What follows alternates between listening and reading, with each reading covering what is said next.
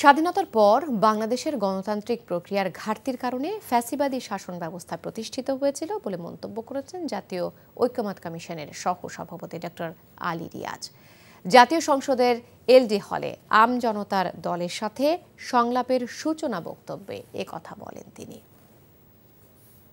গত 53 বছর যাবৎ বাংলাদেশের শাসন কাঠামোয় এক ধরনের গণতন্ত্রের যে ডেফিসিট বা ঘাটতি আমরা লক্ষ্য করেছি, প্রতিষ্ঠানে যে দুর্বলতা লক্ষ্য করেছি, তারই ধারাবাহিকতায় আসলে একটি ফ্যাসিবাদী শাসন প্রতিষ্ঠিত হয়েছে।